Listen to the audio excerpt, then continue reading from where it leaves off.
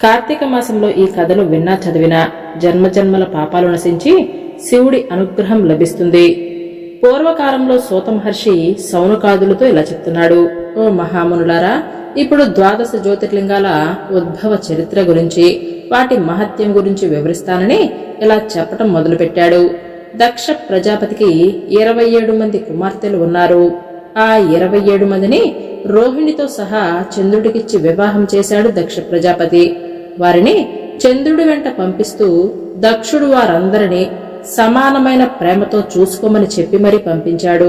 కాని చంద్రుడు రోహిణిపైనే అధికమైన ప్రేమను చూపిస్తూ ఆమె వద్దే ఉంటూ మిగిలిన భార్యలను పట్టించుకోకుండా నిర్లక్ష్యం చేసాగాడు.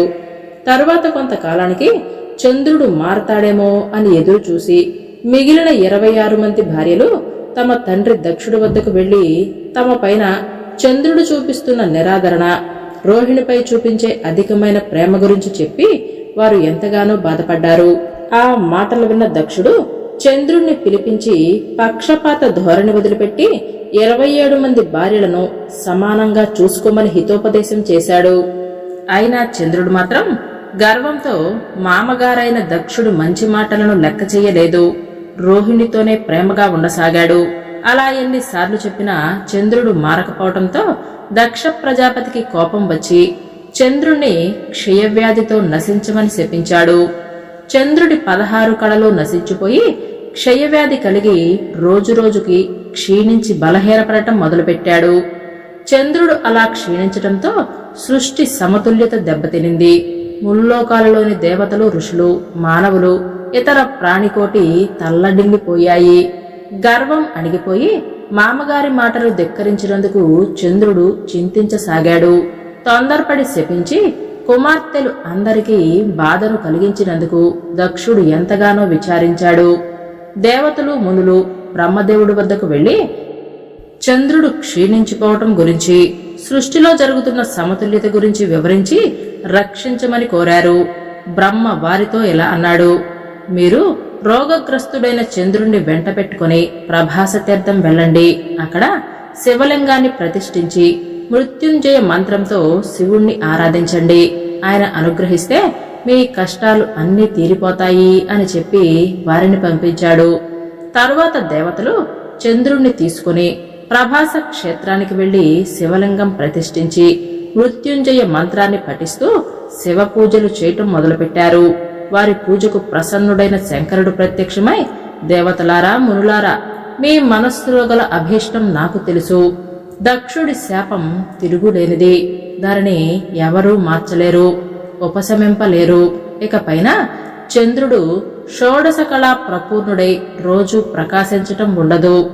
లోకహితం కోరి నేను శాప ప్రభావాన్ని లోకాలకు మంచి కలిగించేలా చేస్తూ ఒక వరాన్ని ఇస్తున్నాను.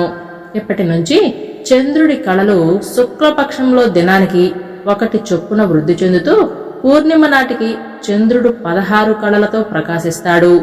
తరువాత వచ్చే కృష్ణపక్షంలో రోజుకి 1 కళ తగ్గుతూ అమావాస్య రోజు అన్ని కళలు పోయి పూర్తిగా క్షీణిస్తాడు. సృష్టి ఉన్నంతకాలం ప్రతి మాసంలో చంద్రుడి వృద్ధి క్షయలు ఈ విధంగానే ఉంటాయి అని వరమిచ్చాడు. దేవతలు, మునులు శివుణ్ణి స్తుతించి, మహాదేవా, నీ అనుగ్రహం వలన లోకాలకు ముప్పు తప్పింది. మాదొక ప్రార్థన. జరిగిన దానికి నిదర్శనంగా మీరు పార్వతీదేవితో కలిసి ఈ క్షేత్రంలోనే నివసించండి. చంద్రుడిపై కరుణ చూపి అనుగ్రహించినట్లుగానే మానవులను కూడా అనుగ్రహించండి అని ప్రార్థించారు. శివుడు వారి ప్రార్థనను అంగీకరించి అక్కడ శివలింగంలో తన తేజస్సును నిలిపి అంతర్ధానమయ్యాడు. దేవతలు అక్కడ స్థాపించిన కుండానికి చంద్రకుండం అనే పేరు. ఆ కుండంలో 6 నెలలు మానకుండా స్నానం చేసి సోమనాథుణ్ణి పూజించిన వారికి క్షయ, కుష్టు మొదలైన సమస్త వ్యాధులు నశిస్తాయి. చంద్రుడి పేరుతో వెలిసిన ఈ లింగాన్ని సోమనాథ జ్యోతిర్లింగము అని అంటారు. మల్లికార్జున జ్యోతిర్లింగము. వినాయకుడికి తనకంటే ముందు పెళ్లి చేశారు అనే కోపంతో కుమారస్వామి తల్లిదండ్రులైన పార్వతీ పరమేశ్వరులపైన అలిగి కైలాసాన్ని వదిలిపెట్టి క్రౌంచ పర్వతానికి వచ్చి నివాసాన్ని ఏర్పరచుకున్నాడు. పార్వతీ పరమేశ్వరులకు ఈ విషయం తెలిసి కొడుకు మీదున్న ప్రేమతో కుమారస్వామికి నచ్చచెప్పి ఎలాగైనా కైలాసానికి తీసుకుని వెళ్లాలని క్రౌంచ పర్వతానికి బయలుదేరి వెళ్లారు. తల్లిదండ్రుల రాక విషయం తెలుసుకున్న కుమారస్వామి క్రౌంచ పర్వతాన్ని విడిచిపెట్టి 3 యోజనాల దూరంలో ఉన్న ప్రదేశానికి వెళ్లిపోయాడు. పార్వతీ పరమేశ్వరులు క్రౌంచ పర్వతానికి వచ్చి చూసి కుమారుడికి దగ్గరగానే ఉండాలని జ్యోతి స్వరూపులై అక్కడే క్రౌంచ పర్వతం పైన ఉండిపోయారు. వారే భ్రమరాంబ మల్లికార్జునులు. కుమారస్వామిని చూడటానికి ప్రతి అమావాస్య రోజు శంకరుడు, ప్రతి పూర్ణిమ రోజు పార్వతీదేవి స్వయంగా ఈ పర్వతంపైకి వచ్చి ఉంటారు. అప్పట్నుంచి ఈ పర్వతంపై వెలిసిన లింగానికి మల్లికార్జున జ్యోతిర్లింగముగా పేరొచ్చింది. మహాకాళేశ్వర జ్యోతిర్లింగము. పూర్వకాలంలో అవంతి నగరంలో శివభక్తి పరుడైన ఒక బ్రాహ్మణుడు నివసిస్తూ ఉన్నాడు. అతనికి 4 కుమారులు ఉన్నారు. దేవప్రియుడు, ప్రియమేధసుడు, సుకృతుడు, ధర్మవాహి అని వారి పేర్లు. వారు చేస్తున్న తపస్సుల కారణంగా అవంతి నగరం బ్రహ్మ తేజస్సుతో ప్రకాశిస్తూ ఉండేది.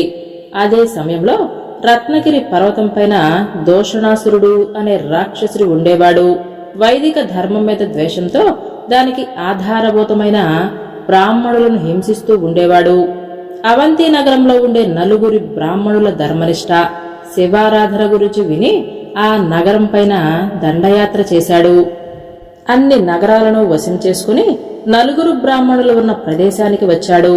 ఆ సమయంలో పరమేశ్వర ఆరాధనలో నిమగ్నులైన 4 బ్రాహ్మణులు దోషణ రాక్షసుడి రాకను పట్టించుకోలేదు. ఆ రాక్షసుడికి ఆగ్రహం వచ్చి 4 బ్రాహ్మణులను చంపమని రాక్షస సైన్యాన్ని ఆదేశించాడు. సైన్యం చుట్టుముట్టి చంపబోయే సమయంలో బ్రాహ్మణులు పూజించే పార్థివ లింగ ప్రదేశంలో పెద్ద బెలం అంటే ఒక గొయ్యి ఏర్పడింది. ఆ గోతి నుంచి భీకరంగా హోంకారం చేస్తూ ఒక భయంకర ఆకారం కలిగిన అగ్నిజ్వాలలు వెదజల్లుతూ క్షణంలో దోషణాసురుని అతని సైన్యాన్ని భస్మీపటలం చేసింది. 4 బ్రాహ్మణులు ఆ ఆకారాన్ని రుద్రుడి మహాకాల రూపంగా గుర్తించి అనేక విధాలుగా స్తుతించి ఆ బెలంలోనే స్థిరంగా ఉండమని ఆదేశించారు. అందుకు శంకరుడు తథాస్తు అని లింగ స్వరూపంలో ఆవిర్భవించి అంతర్ధానమయ్యాడు. ఈ లింగం యొక్క ఆధారపీఠం 4 దిక్కుల క్రోసు దూరం వరకు విస్తరించి ఉంటుంది. ఇది మహాకాళేశ్వర జ్యోతిర్లింగము. ఉజ్జయినిని పరిపాలిస్తున్న రాజు చంద్రసేన మహారాజు మహాకాళేశ్వరుని అర్చించి ఉత్తమ గతిని పొందాడు. అదే సమయంలో మహాకాళేశ్వరుని ఒక గొల్ల పిల్లవాడు అర్చించి శివానుగ్రహాన్ని పొందాడు.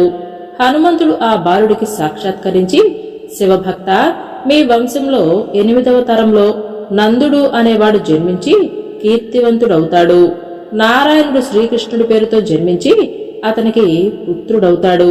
నీవు కూడా ఈ రోజు నుంచి శ్రీకరుడు అనే పేరుతో ప్రసిద్ధి చెందుతావు అని వరాన్ని ఇచ్చాడు. ఓంకారేశ్వర లింగము. పూర్వకాలంలో నారద మహర్షి ముల్లోకాలను సంచరిస్తూ పశ్చిమ తీరాన ఉన్న నర్మదా నదిలో స్నానం చేసి గోకర్ణేశ్వరుని దర్శించి పూజించాడు. ఆ తర్వాత వింధ్య పర్వతరాజైన వింధ్యరాజు వద్దకు వెళ్లాడు. నారదుడు రావటాన్ని గమనించి ఆకాశాన్ని అంటే ఎత్తుగలిగిన వింధ్య పర్వతరాజు మానవ రూపాన్ని దాల్చి భయభక్తులతో నారద మహర్షికి ఎదురు వెళ్లి స్వాగతం పలికి అతిథి మర్యాదలు చేశాడు. ఆ తర్వాత నారద మహర్షితో ఇలా అంటున్నాడు: మహర్షి, మీరు ముల్లోకాలు తిరుగుతూ ఉంటారు కదా. ఆకాశాన్ని అంటే పర్వతరాజుని నేను. ఉత్తర దక్షిణ భారతానికి మధ్యగా ఉంటూ గతి తప్పకుండా భూమి భారాన్ని వహించే నేను పర్వత కులంలో ఉత్తముణ్ణి, ధన్యుణ్ణి.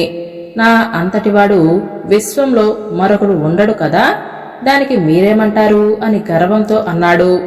ఆ మాటలు విని నారద మహర్షి నవ్వి, వింధ్యరాజా, నేను ఇదివరకు మేరు పర్వతరాజైన మేరువుని కలిసినప్పుడు అతను నీలాగే మాట్లాడాడు. మాలాంటి తీర్థయాత్ర పరాయణులకు, మీలాంటి వారి గర్వాలకు, పంతాలకు, గొప్పలతో పనేముంటుంది? అయినా నీవు అడిగావు కాబట్టి నాకు తెలిసిన నిజాన్ని చెప్తున్నాను. లోకంలో మేరు పర్వతాన్ని మాత్రమే దేవతా స్వరూపంగా భావిస్తారు. అతను నీకంటే ఎత్తైన వాడు, భూలోకానికి అంచున మరియు స్వర్గలోకపు ముందర ఉన్నవాడు అని చెప్పి అక్కడి నుంచి వెళ్లిపోయాడు. ఆ మాటలు వినగానే వింధ్య పర్వతరాజు అహంకారము గర్వము తగ్గిపోయాయి. తను మేరుగులాగా దేవతా స్థానాన్ని పవిత్రతను కోరుకుంటూ ఓంకారేశ్వర ప్రదేశానికి వెళ్లి పార్థివలింగాన్ని స్థాపించి శివుడి కోసం ఘోరమైన తపస్సు చేశాడు. శంకరుడు అనుగ్రహించి ప్రత్యక్షమై ఏం వరం కావాలో కోరుకోమన్నాడు. వింధ్యుడు నేను అనుకున్న కార్యాన్ని సాధించగల శక్తియుక్తులు బలం బుద్ధి ఇవ్వండి అని కోరగా అందుకు శివుడు తదాస్తు అని వరాన్ని ఇచ్చాడు. వింధ్యరాజు మనస్సులో గల అభీష్టం తెలిసిన విష్ణువు బ్రహ్మాది దేవతలు అక్కడికి వచ్చి శంకరుణ్ణి తేజోలింగ రూపంలో అక్కడే ఉండమని ప్రార్థించారు. శంకరుడు వారి ప్రార్థనలు మన్నించి లోకహితం కోరి 2 లింగ రూపాలలో అక్కడే వెలిశాడు. మొదటిది ప్రణవ స్వరూపమైన ఓంకారేశ్వర లింగము, ఇక రెండవది పార్థివమూర్తి నుంచి పుట్టిన పరమేశ్వర లింగము. ఆ రోజు నుంచి ఈ ప్రదేశంలో వెలిసిన లింగాన్ని ఓంకారేశ్వర జ్యోతిర్లింగము అనే పేరు వచ్చింది. కేదారేశ్వర జ్యోతిర్లింగము శ్రీ మహావిష్ణువు అవతారాలైన నరనారాయణులు బదరిక ఆశ్రమంలో పార్థివలింగాన్ని స్థాపించి శివుడి కోసం తీవ్రమైన తపస్సు చేశారు. వారి తపస్సుకు మెచ్చిన శంకరుడు ప్రత్యక్షమై వారి అభ్యర్థన ప్రకారం కేదారంలో కేదారేశ్వర నామంతో జ్యోతిర్లింగ రూపంలో స్థిరంగా ఉండిపోయాడు. సకల దేవతలు ప్రతిరోజు కేదారేశ్వరుణ్ణి సేవిస్తూ ఉంటారు. బహు మహిమాన్వితమైన క్షేత్రము కేదారేశ్వర క్షేత్రము. ఈయన్ని సేవించిన మానవులకు సకల దుఃఖాలు తొలగిపోతాయి. పాండవులు కేదారేశ్వరుని దర్శనం కోరి వచ్చినప్పుడు పరమేశ్వరుడు వారి శివభక్తిని పరీక్షించదలిచాడు. మహిష రూపాన్ని దాల్చి అక్కడి నుంచి వెళ్లిపోతుంటే పాండవులు తోక పట్టుకుని ఆపి కరుణించమని ప్రార్థించారు. అప్పుడాయన శిరోభాగం విడిపోయి నేపాలంలో పడి అదే రూపంలో స్థిరపడింది. పాండవులు కేదారేశ్వరుని పూజించి ముందుకు వెళ్లారు. కేదారంలో శివుణ్ణి దర్శించి ఆయన రూపంలో ఉన్న కంకణం దానం చేసిన భక్తుడు శివుడికి ప్రీతిపాత్రుడవుతాడు. శివుడు సర్వేశ్వరుడే అయిన భరతఖండానికి ప్రభువు. అందుకే భరతఖండం కేదారేశ్వర లింగ రూపంలో ఉంటుంది. ఇది కేదారేశ్వర జ్యోతిర్లింగ ఆవిర్భావ కథ. భీమేశ్వర జ్యోతిర్లింగము పూర్వకాలంలో సహ్యాద్రి పర్వత ప్రాంతాలలో భీముడు అనే రాక్షసుడు నివసిస్తూ ఉండేవాడు. అతని తల్లి పేరు కర్కటి. కర్కటి భర్త విరాధుణ్ణి శ్రీరాముడు సంహరించగా ఆమె తల్లిదండ్రులైన పుష్కసి కర్కాటుల వద్దకు వచ్చి ఉండసాగింది. ఆ సమయంలో కుంభకర్ణుడు అరణ్య సంచారం చేస్తూ అక్కడికి వచ్చి కర్కటితో స్నేహం చేసి కొంతకాలం ఆమెతోనే నివసించి సంసారం చేశాడు. దాని ఫలితంగా వారికి భీముడు పుట్టాడు. తరువాత కుంభకర్ణుడు తల్లి కుమారులను వదిలిపెట్టి లంకకు వెళ్లిపోయాడు. తరువాత తల్లి వద్దే భీముడు పెరిగి పెద్దవాడు అయ్యాడు. ఒకరోజు తల్లిని ఇలా ప్రశ్నించాడు. తన జన్మ వృత్తాంతం, తన తండ్రి ఎవరని, అసలు అతను ఎక్కడ ఉంటాడు అని మొదలైన వివరాలు అడిగాడు. కర్కటి భీముడి యొక్క జన్మ వృత్తాంతాన్ని, తన తండ్రి కుంభకర్ణుడేనని, శ్రీరాముడి చేతిలో కుంభకర్ణుడు మరణించాడు అని జరిగిన విషయాన్ని మొత్తం వివరించి చెప్పింది. భీముడు శ్రీరామ అవతారంలో రావణ కుంభకర్ణులను చంపిన విష్ణువుపై ద్వేషాన్ని పెంచుకున్నాడు. పగ తీర్చుకోవటానికి భీముడు బ్రహ్మ కోసం 10,000 సంవత్సరాలు తపస్సు చేసి వరాలు పొంది మహాబలవంతుడు అయ్యాడు. దేవతలను, సాధువులను, సజ్జనులను బాధించటం మొదలుపెట్టాడు. వారినలా బాధిస్తే వారిని రక్షించటానికి అక్కడికి విష్ణువు వస్తే అతన్ని చంపాలని భీముడి ఉద్దేశము. భీముడు ఆ క్రమంలో గొప్ప శివభక్తుడైన కామరూప దేశరాజుని జయించి రాజ్యాన్ని హస్తగతం చేసుకుని రాజుని, అతని భార్య దక్షిణాదేవిని కారాగారంలో బంధించాడు. వారు కారాగారంలోనే మట్టితో శివలింగాన్ని తయారు చేసుకుని ప్రాణ ప్రతిష్ఠ జరిపి మానసిక శివపూజ చేయటం మొదలుపెట్టారు. ఇంద్రాది దేవతలు బ్రహ్మ విష్ణువులతో కలిసి కైలాసానికి వెళ్లి శివుణ్ణి భీమాసురుణ్ణి చంపి లోకాలను రక్షించమని ప్రార్థించారు.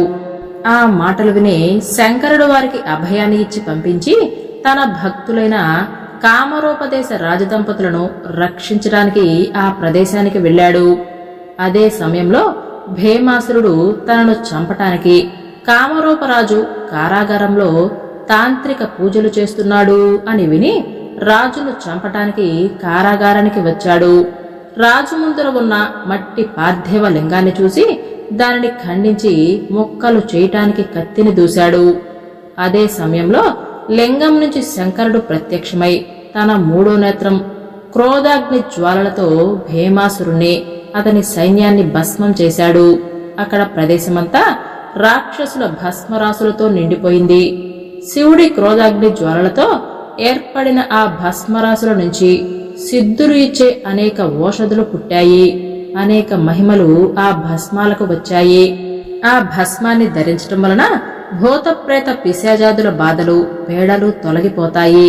దేవతలు నారదాది మునులు శంకరుణ్ణి అక్కడే శివలింగ రూపంలో ఉండమని ప్రార్థించారు.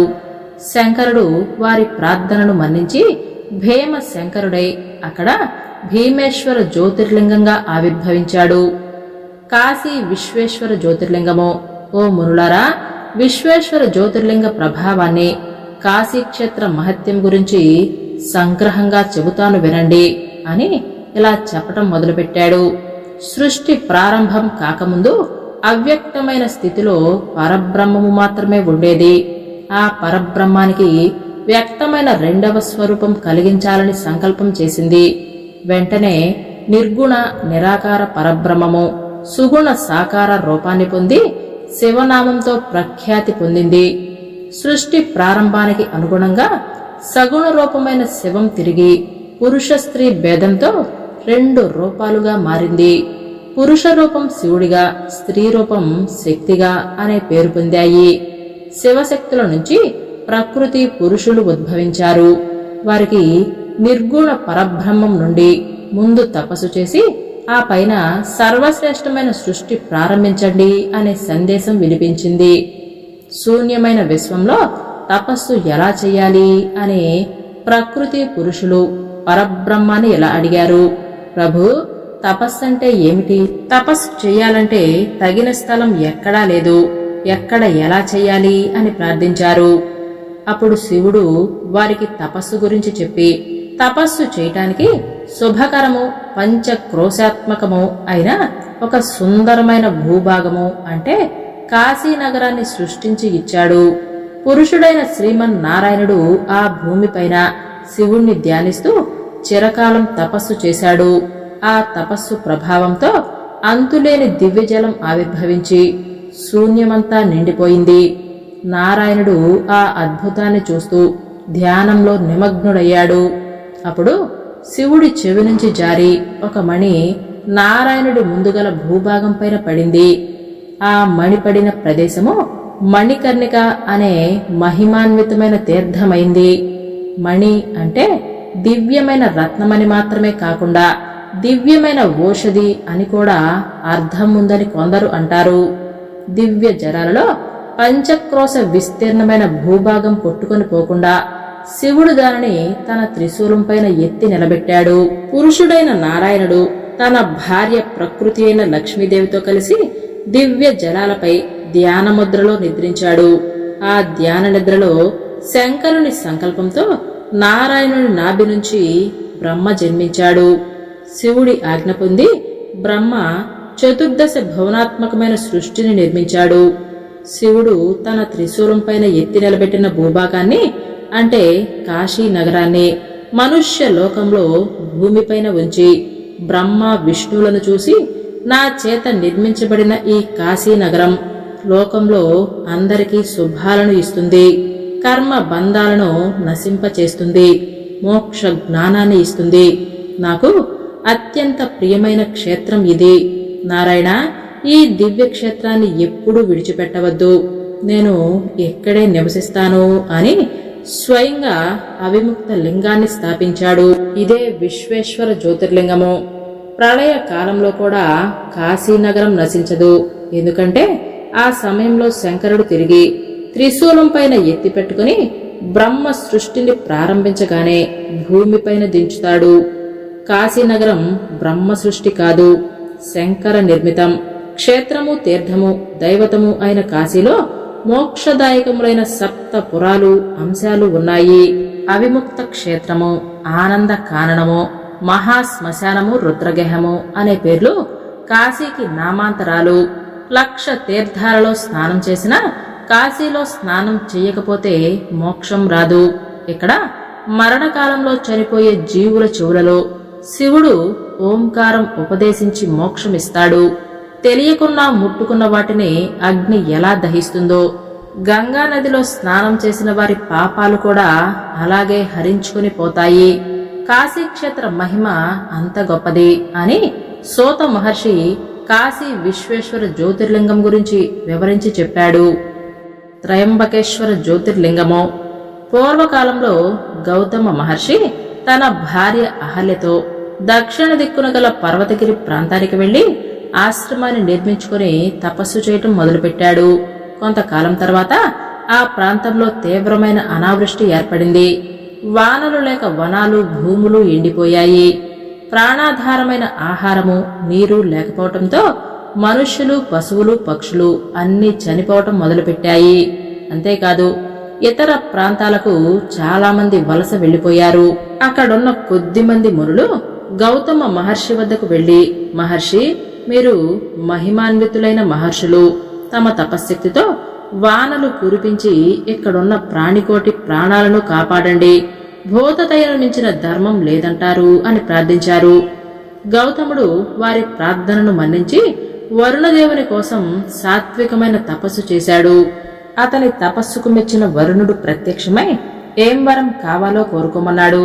అందుకు గౌతముడు శాశ్వతమైన ఫలాలను, స్థిరమైన పుణ్యాన్ని, ప్రాణికోటికి జీవనాధారమైన అక్షయ జలాలను ప్రసాదించమని కోరాడు.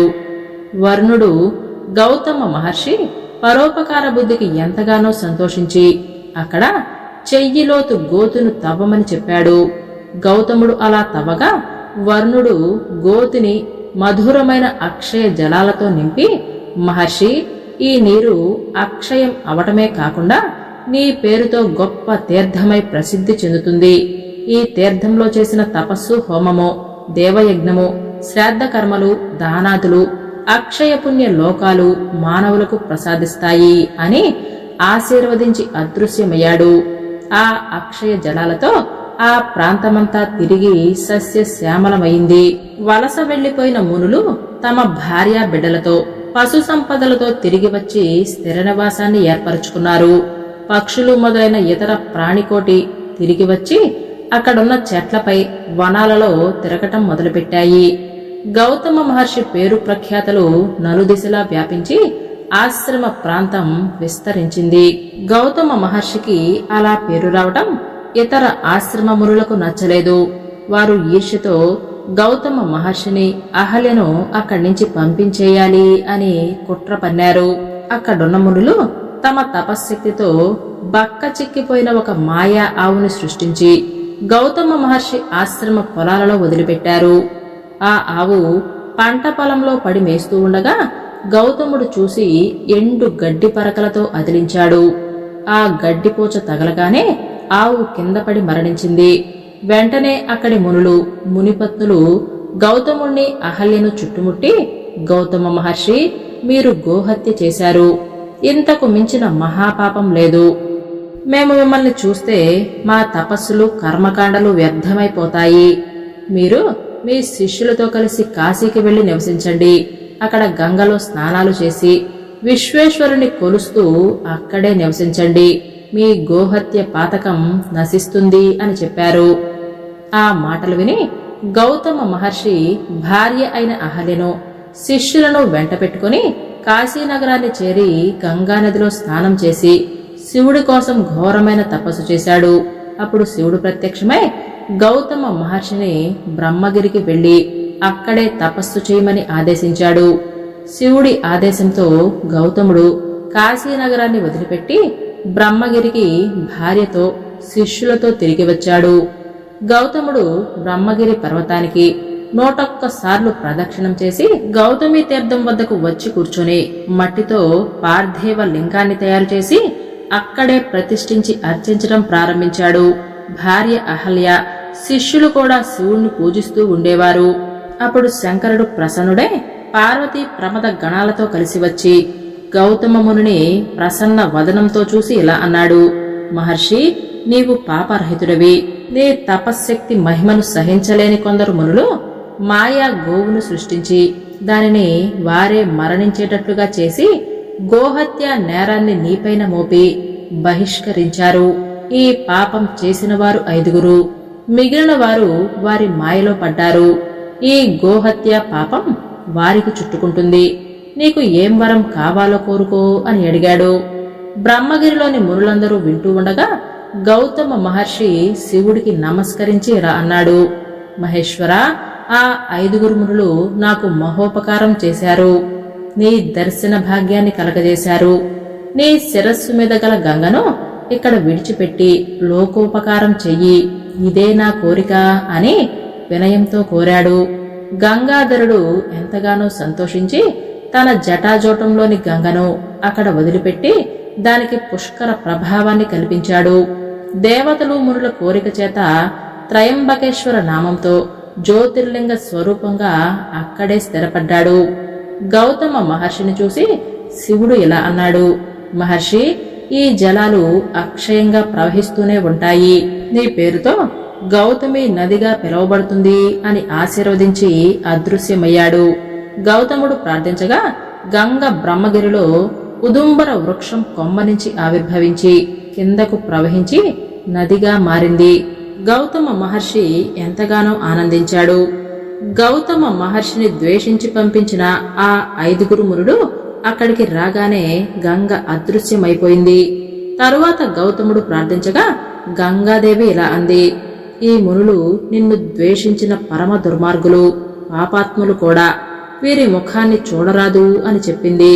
అప్పుడు గౌతముడు చేతులు జోడించి, తల్లి, గంగలో స్నానం చేసిన వారి సకల పాపాలు హరించేదానివి, వీరిని క్షమించమని ప్రార్థించాడు.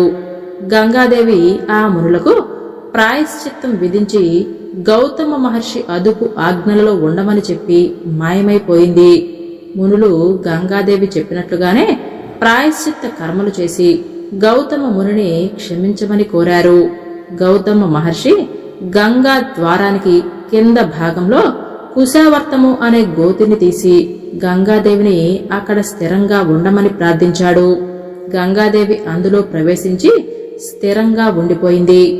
వైద్య నాదేశ్వర జ్యోతిర్లింగము. రావణాసురుడు హిమాలయాలలో ఉన్న కైలాస శిఖర ప్రాంతానికి వెళ్లి శివుడి గురించి ఘోరమైన తపస్సు చేయటం మొదలుపెట్టాడు. అయినా శంకరుడు ప్రసన్నం కాలేదు. రావణుడు మరింత పట్టుదలతో సిద్ధి స్థానమనే హిమవత్ పర్వత దక్షిణ భాగానికి చేరుకున్నాడు. అక్కడ ఒక పెద్ద గొయ్యిని తవ్వి అందులో అగ్నిని స్థాపించాడు. అక్కడ శివుణ్ణి ప్రతిష్ఠించి హోమాలు చేశాడు. ఎండాకాలంలో పంచాగ్నుల మధ్య, వానాకాలంలో నేల మీద, శీతాకాలంలో పేకలలోతు నీటిలో మునిగి రావణుడు శివుడు కోసం ఘోరమైన తపస్సు చేశాడు. అయినా శివుడు ప్రత్యక్షం కాలేదు. ఎలాగైనా శివ సాక్షాత్కారం పొందాలని తీవ్రమైన సంకల్పంతో రావణుడు తన 10 తలలు అగ్నికి అర్పించాలి అని కఠోరమైన నిర్ణయం తీసుకున్నాడు. హోమగుండంలో శంకరుణ్ణి స్తుతిస్తూ ఒక్కొక్క తలను నరికి హవిస్సుగా సమర్పిస్తూ అర్చించటం మొదలుపెట్టాడు. అలా 9 తలలు నరికి అగ్నిలో వేసిన శివుడు ప్రత్యక్షం కాకపోయేసరికి, ఆఖరకు 10వ తలను ఖండించబోయేసరికి శివుడు ప్రత్యక్షమయ్యాడు. అగ్నిలో వేసిన 9 తలలను తిరిగి ఇచ్చి శంకరుడు రావణుడి మనసులో కోరికను చెప్పమన్నాడు. రావణుడు శంకరుడి ఆత్మలింగాన్ని ప్రసాదించమని లంకకు తీసుకుని వెళ్లి ప్రతిష్ఠించి పూజిస్తాను అని కోరాడు. ఆత్మలింగం ఇవ్వటానికి శంకరుడు సంకోచించాడు. రావణ, నీ కోరిక ప్రకారము ఆత్మలింగం ఇస్తున్నాను. లంకకు చేరుకుని ఈ లింగాన్ని ప్రతిష్ఠించే వరకు ఈ లింగాన్ని ఎక్కడా నేలపైన పెట్టకూడదు. పొరపాటుగా నేలపైన పెడితే ఈ లింగం అక్కడే స్థిరంగా ఉండిపోతుంది. దానిని కదపటం ఎవరి వల్ల కాదు అని చెప్పాడు. దశగ్రీవుడు నమస్కరించి, మహాదేవా, 20 చేతులు కలిగిన నాకు లంక చేరే వరకు నేలపై ఉండకుండా తీసుకుని వెళ్లటం పెద్ద విషయం కాదు. ఆత్మలింగాన్ని అనుగ్రహించండి అని ఆత్మలింగాన్ని తీసుకుని లంకకు బయలుదేరాడు. ఈ విషయం తెలుసుకున్న దేవతలు మునులు వినాయకుణ్ణి రావణాసురుడు ఆత్మలింగాన్ని లంకకు తీసుకుని వెళ్లకుండా చేయమని ప్రార్థించారు. వినాయకుడు గోవులు కాసే గోపాలుడిగా గోవులతో రావణుడు వెళ్లే దారిలో రావణుడి కోసం వేచి ఉన్నాడు. వినాయకుడిని పూజించకుండా రావణుడు కార్యక్రమం ప్రారంభించటంతో అతనికి విఘ్నం కలిగించాలని నిశ్చయించుకున్నాడు. ఇంతలో సూర్యాస్తమయం జరుగుతుంది. సూర్యుణ్ణి ఆరాధించటం కోసం రావణుడు వెళ్లాల్సి ఉంటుంది. అయితే ఆ లింగాన్ని ఎక్కడ పెట్టాలో అర్థం కాక అటూ ఇటూ చూస్తున్న సమయంలో గోప బాలుడిగా ఉన్న వినాయకుడు కనిపించాడు. అప్పుడు వెంటనే ఆ లింగాన్ని అతని చేతిలో పెట్టి వెంటనే వస్తాను అని చెప్పి అప్పటి వరకు నేలపైన ఈ లింగాన్ని పెట్టవద్దని రావణాసురుడు చెప్పి అక్కడి నుంచి వెళ్లిపోయాడు. శంకరుడి మహిమ వలన లింగం బరువు ఎక్కువగా ఉంటుంది. మోయటం కష్టమవుతుంటే గోపాలకుడు 3 సార్లు గట్టిగా రావణుని పిలిచి అతను రాకపోవటంతో నేలపైన పెట్టి అదృశ్యమయ్యాడు. ఆత్మలింగం వజ్రలింగంగా మారిపోయి అక్కడి నేలలో స్థిరపడింది. ఆ వజ్రలింగం నేటికి స్థిరంగా అక్కడే ఉండి వైద్యనాథుడి పేరుతో పూజలు అందుకుంటూ ఉంటుంది. తరువాత రావణుడు వచ్చి ఆత్మలింగం నేలపై ఉండటం దేవతల పన్నాగం అని తెలుసుకున్నాడు.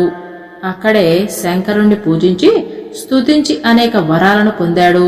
నాగేశ్వర జ్యోతిర్లింగము పశ్చిమ సముద్ర తీర ప్రాంతంలో దారుక అనే రాక్షసి తన భర్త దారుకుడితో కలిసి రాక్షస గణంతో ఆధిపత్యం చేస్తూ అక్కడున్న నరులను మునులను జంతువులను హింసిస్తూ చంపుతూ ఉండేది. రాక్షసుల చేత పీడితులైన ప్రజలు దారుకావనానికి దూరంగా తపస్సు చేసుకుని ఉంటున్న ఔర్య మహర్షిని దర్శించి రాక్షసుల ఆగడాలను చెప్పి శరణు కోరారు. ఔర్య మహర్షి తన తపశ్శక్తితో దారుకావనంలో రాక్షసుల యొక్క ఏ ప్రాణిని హింసించినా యజ్ఞ యాగాదులు ధ్వంసం చేసినా తక్షణమే మరణిస్తారని రాక్షసులకు శాపాన్ని ఇచ్చాడు. ఔర్య మహర్షి శాపం తెలుసుకున్న రాక్షసులు వనానికి కొంచెం దూరంలో ఉన్న ద్వీపానికి చేరుకుని అక్కడ ఒక నగరాన్ని నిర్మించుకుని నివసించసాగారు. సముద్ర మార్గంలో ప్రయాణించే వ్యాపార నౌకలు పట్టుకుని అందులోని మనుష్యులను బంధించి వస్తువులను దోచుకుంటూ ఉండేవారు. బంధించిన మనుషులను చెరసాలలో ఉంచి వారిని హింసిస్తూ ఉండేవారు. ఔర్య మహర్షి శాపానికి భయపడి రాక్షసులు సముద్ర దొంగలుగా జీవించసాగారు. సముద్ర దొంగలైన రాక్షసులు ఒకసారి పరమశివ భక్తుడైన సుప్రియుడు అనే వైశ్య వ్యాపారి యొక్క పెద్ద నావను పట్టుకున్నారు. ధనకనక వస్తు సామాగ్రి అంతా దోచుకుని సుప్రియుడితో సహా అందరినీ చెరసాలలో బంధించారు. చెరసాలలో సుప్రియుడు మట్టితో పార్థివ శివలింగాన్ని చేసి పూజించాడు. ఆ పూజలు చూసి సుప్రియుడు తమను చంపటానికి మంత్రపూజలు చేస్తున్నాడు అని అనుకుని దారుకుడు ఆ శివభక్తుణ్ణి చంపబోయాడు. అప్పుడు శంకరుడు ప్రత్యక్షమై దారుకాసురుణ్ణి అతని రాక్షస సైన్యాన్ని సంహరించాడు. దారుకావనంలోని ప్రజల కోరికపైన శివుడు వారికి రక్షణగా నాగేశ్వర నామధేయంతో జ్యోతిర్లింగ రూపంతో దారుకావనంలో స్థిరపడ్డాడు. పార్వతీదేవి నాగేశ్వరి అనే పేరుతో శంకరుడికి తోడుగా స్థిరపడింది. ఇది నాగేశ్వర జ్యోతిర్లింగ ఆవిర్భావ కథ. రామేశ్వర జ్యోతిర్లింగము సీతాదేవి జాడ హనుమంతుని ద్వారా తెలుసుకున్న శ్రీరామచంద్రుడు లంకపైన దాడి చేయటానికి సుగ్రీవుని సేనలతో దక్షిణ సముద్ర తీరానికి చేరుకున్నాడు. వేదం రుద్రుని సర్వోత్కృష్టునిగా వర్ణించింది. వేదశాస్త్ర మర్మం తెలిసిన శ్రీరాముడు యుద్ధంలో విజయానికి రుద్రానుగ్రహం పొందటానికి దక్షిణ సముద్ర తీరంలో శివలింగాన్ని స్థాపించి పూజించాడు. మునులారా, రుద్రుడు లయకారుడు. ఆయన అనుగ్రహం లేనిదే ఎంతటి వారికైనా యుద్ధంలో విజయం లభించదు. శ్రీరాముడి శివభక్తికి మెచ్చి శంకరుడు ప్రత్యక్షమై యుద్ధంలో విజయాన్ని వరంగా అనుగ్రహించాడు. శివుడి అనుగ్రహం పొందిన శ్రీరాముడు లంకకు వారధిని నిర్మించి సముద్రాన్ని దాటి లంకకు చేరుకుని రావణుని యుద్ధంలో సంహరించాడు. సీతతో అయోధ్యకు చేరి పట్టాభిషిక్తుడయ్యాడు. శ్రీరాముడి చేత దక్షిణ సముద్ర తీరంలో స్థాపించబడిన లింగం రామేశ్వర జ్యోతిర్లింగంగా ముల్లోకాలలో ప్రసిద్ధి చెందింది. పూర్వకాలంలో దేవగిరి పర్వత ప్రాంతంలో సుధర్ముడు అనే బ్రాహ్మణుడు నివసిస్తూ ఉండేవాడు. భరద్వాజ గోత్రికుడైన ఆయన బ్రహ్మజ్ఞాన సంపన్నుడు, శివార్చనాపరుడు. ఆయన భార్య పేరు సుదేహ. ఆమె కూడా శివభక్తి తత్పరురాలే. చాలా కాలం వారికి సంతానం కలగలేదు. మాతృప్రేమ పొందాలని సుదేహ సంతానం కోసం పరితపిస్తూ ఉండేది. సుధర్ముడు ఆమెకు అనేక విధాలుగా సంతానం కోసం బాధపడవద్దని నచ్చచెప్పే ప్రయత్నం చేసేవాడు. సంతానం కలగటం కలగకపోవటం అనేది ఈశ్వర సంకల్పమని స్వాంతన వాక్యాలతో ఓదార్చేవాడు. సంతానం కోసం చేసిన ప్రయత్నాలు అన్నీ విఫలమవటంతో సుదేహ భర్తను బలవంతంగా రెండవ వివాహానికి ఒప్పించింది.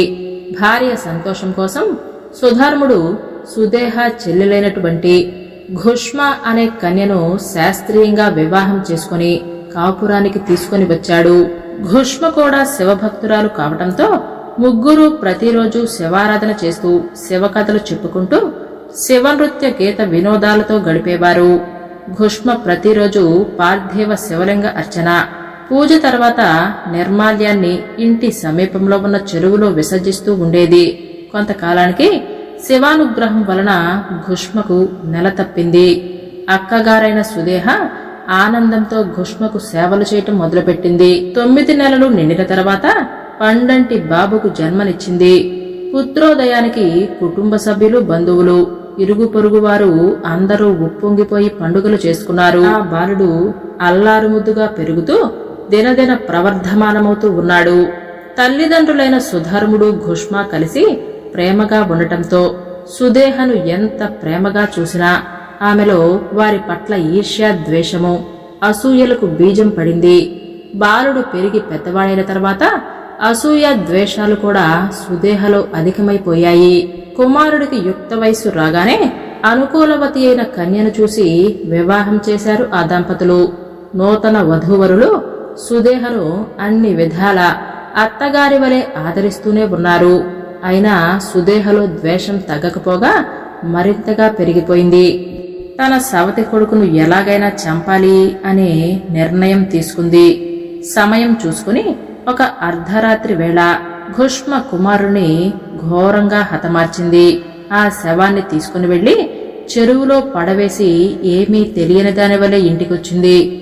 ఉదయం ఇంట్లోని వారు రక్తసిక్తమైన శయ్యను చూసి కనిపించని కుమారుడి కోసం ఎంతగానో బాధపడ్డారు. అలాంటి సమయంలో కూడా సుధర్ముడు, ఘుష్మ కోడలు శివపూజ మానకుండా చేసి శివుణ్ణి తమ కుమారుణ్ణి రక్షించమని ప్రార్థించారు. మధ్యాహ్నం శివపూజ పూర్తయిన తర్వాత ఘుష్మ నిర్మాల్యాన్ని చెరువులో కలపటానికి చెరువు వద్దకు వెళ్ళింది. నిర్మాల్యాన్ని చెరువులో కలిపి శివుడికి కళ్ళు మూసి నమస్కరిస్తున్న సమయంలో ఘుష్మ కుమారుడు ఇలా పలికాడు, అమ్మా అని అంటూ చెరువు నుంచి బయటికి వచ్చి పాదాలకు నమస్కరించాడు. తన కుమారుడు మళ్లీ బతికి రావటానికి శివుడి అనుగ్రహమే కారణమని ఘుష్మ ఆనంద బాష్పాలతో చేతులు జోడించి శంకరుణ్ణి అనేక విధాలుగా స్తుతించింది. కుమారుడు బతికి ఉన్నాడు అని తెలిసి సంతోషంతో సుధర్ముడు, భర్త జీవించే ఉన్నాడని ఆనందంతో కోడలు. ఇదెలా సాధ్యం అన్న ఆశ్చర్యంతో పాటు తప్పు చేశాను అనే అపరాధ భావంతో సుదేహ అక్కడికి వచ్చారు. శంకరుడు అక్కడ ప్రత్యక్షమై సుదేహ చేసిన అఘాయిత్యాన్ని చెప్పి ఘుష్మను ఏం వరం కావాలో కోరుకోమన్నాడు. ఘుష్మ శంకరుడికి ప్రణమిల్లి, ఈశ్వర, నా పైన దయతో తప్పు చేసిన మా అక్క సుదేహను శిక్షించవద్దు, క్షమించి కరుణించు, నా పైన అనుగ్రహం చూపినట్లుగానే ఇక్కడ చెరువులో లింగ రూపంలో వెలిసి భక్తులను అనుగ్రహించమని కోరింది.